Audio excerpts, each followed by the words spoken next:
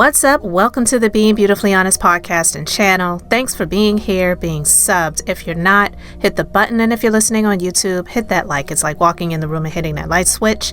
Let's brighten up the place and get into the politics and BS.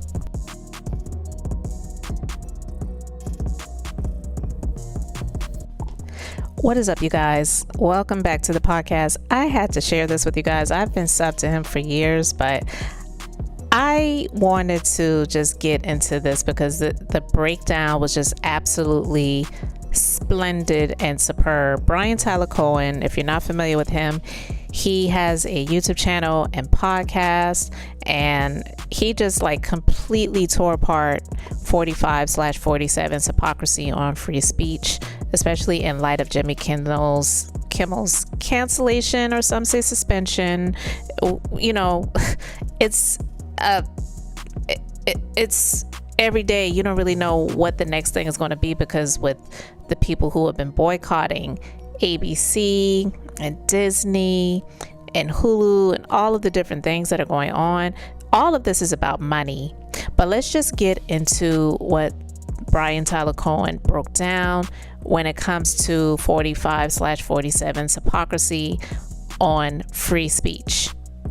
In the aftermath of Trump's insane crackdown of free speech with the forced cancellation via his FCC of Jimmy Kimmel show, it looks like even some conservatives are recognizing at best the egregious hypocrisy of the move, and at worst, the astonishingly dangerous and authoritarian precedent that it sets.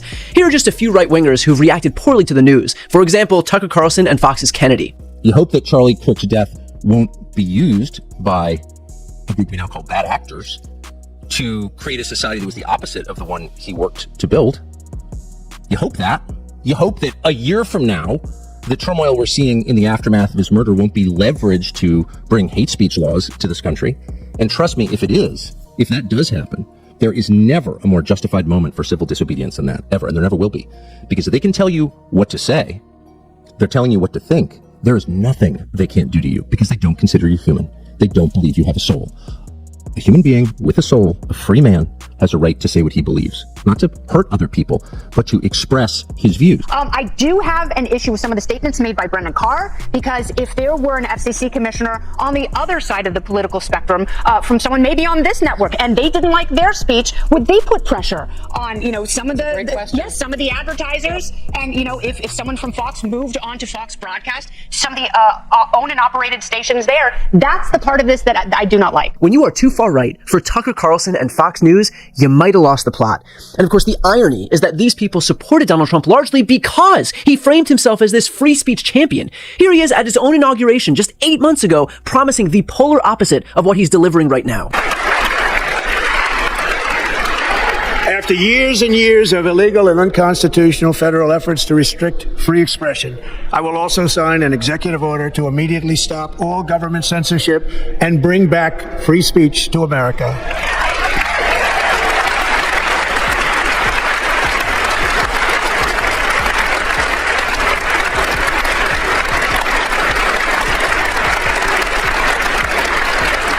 Never again will the immense power of the state be weaponized to persecute political opponents, something I know something about.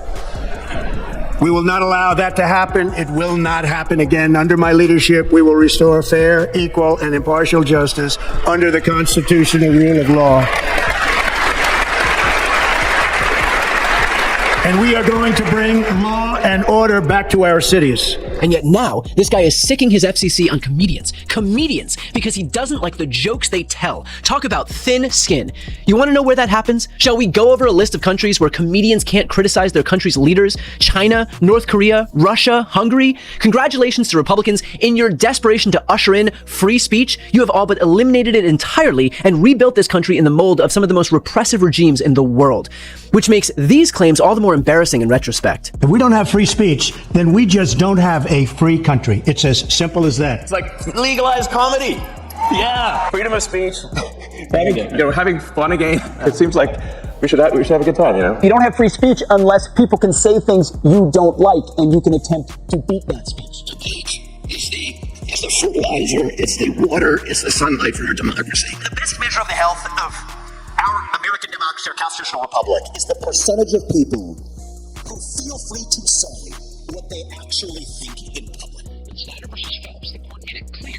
speech can never be punished simply for being offensive. And under Donald Trump's leadership, we may disagree with your views, but we will fight to defend your right to offer it in the public square, agree or disagree. We must protect free speech. And free speech only matters, it's only relevant when it's someone you don't like saying something you don't like, because obviously the speech that you like is, that's easy. So either one of two things is happening. Either Trump fooled all of these people, or it was his and their plan all along to bitch about censorship before censoring everybody else. But either way, the losers here are the Americans who were manipulated into believing that Donald Trump would be some free speech champion. He played his base for absolute fools, in very much the same way that he played his base for fools on every other issue, on lowering costs, on protecting earned benefits, on protecting healthcare, on reshoring manufacturing jobs, on lowering the cost of drugs, on protecting the economy, on releasing the Epstein files, on ending foreign wars on day one. Trump played everyone who voted for him for fools. This guy is out here trying to make himself king, building himself a lavish $200 million ballroom, using our tax dollars to retrofit himself a personal 747 jet. He doesn't give a shit about his supporters, and he never has. He climbed over them for power, abandoned them for all the core issues they cared about, and is now solely focused on entrenching that power for good.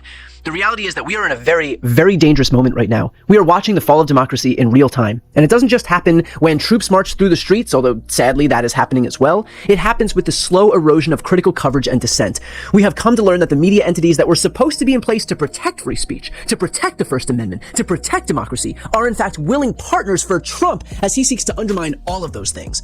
To that end, I will note that the onus then falls on those of us who are not bending the knee to Trump to speak out. I can promise you right now that I will never capitulate to a tyrant. I will never allow my speech to be curbed by those in power, and I will never allow myself to be leveraged by this White House. If you'd like to help amplify my voice, please subscribe to this channel. And finally, for those who think that Kimmel's cancellation doesn't signal something especially dangerous on the horizon, who think that, he's just a comedian, it doesn't really matter, it's just one show here and there, it doesn't really matter, here's Jon Stewart explaining why that is dead wrong. And there's a lot of talk right now about what's going to happen to comedy. You know, there was the slap. And what does the slap say about comedy? And is comedy going to survive in this new moment? Now, I've got news for you. Comedy survives every moment. And having Bassem here is a really great example of the true threat to comedy.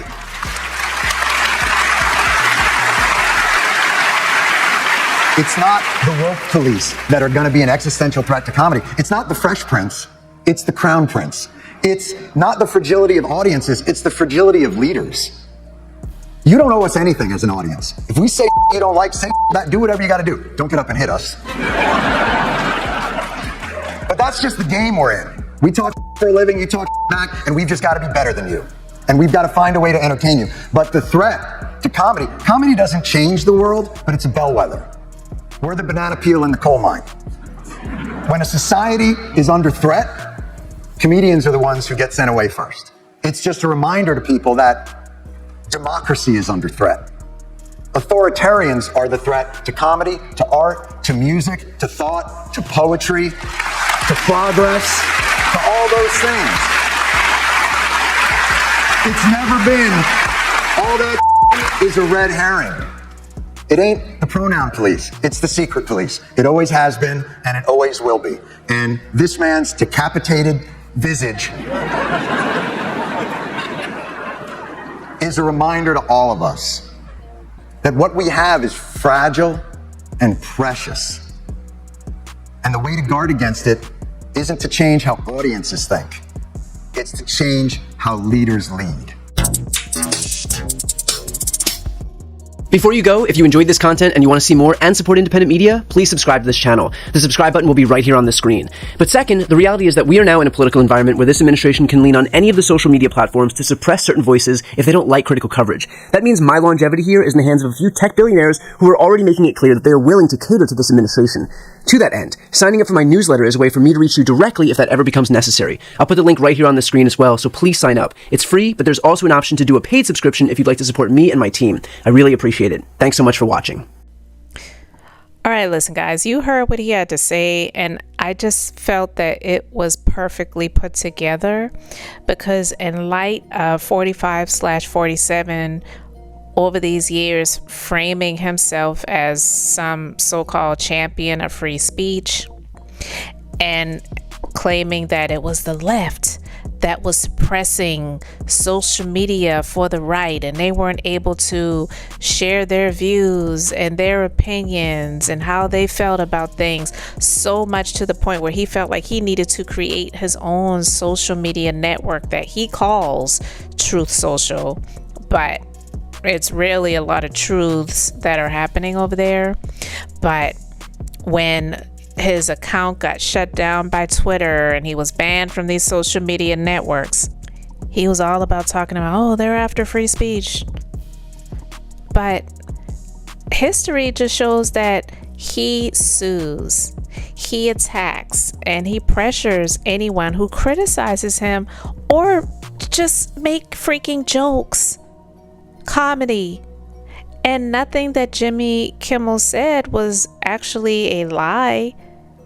And it definitely was not making light of the CK situation. Everything was about what 45/47 said in the answer to the reporter, where he was just pretty much blowing off what the seriousness of the situation was. But BTC, or Brian Tyler Cohen, he highlighted how 45/47 has the selective definition of what freedom of speech really is. It's not free speech if it only applies to your side. So the behavior shows that it's not about principle, it's about power and control. So like, really, what does this mean for network media, social media, comedy, and definitely this political climate, which is so intense? It's so heavy. It has a lot of people fearing speaking out. And this is one of the reasons why I even started talking about the election when it was going on, when Kamala joined this race and she only had 107 days to do it. And in the short period of time that she did, I feel like she did a great job, but unfortunately, it just wasn't enough. So I was speaking about this because I felt like this was the direction that this nation would be going into. Because if you have a president that admires dictators, why do you think that is? Like, really, why would a president admire a dictator and bash others that are leaders of other free nations like Canada? It's because that's the type of climate and atmosphere that that person desires. These other nations, you cannot speak out. You cannot speak your mind. You have to go along to get along. It's not supposed to be that way here. It has never been perfect. And there are some things that should be considered hate speech and not really free speech. But a lot of the things over the years that was hate speech, they have allowed because they said it fell under the doctrine of free speech. But now that's being attacked. Like, literal free speech now is being attacked. So BTC, he made it plain and clear. 45/47, he doesn't actually care about free speech. It's only about protecting himself. It's about protecting his feelings. So Kimmel's cancellation or suspension, depends on who you ask, is really just another example of the hypocrisy that is going on right now. So really, I want to know what you guys think, respectfully, so you can let me know your thoughts in the comments. And let's just keep calling this out for what it is. It's an attack on free speech over someone's feelings. And that's dangerous.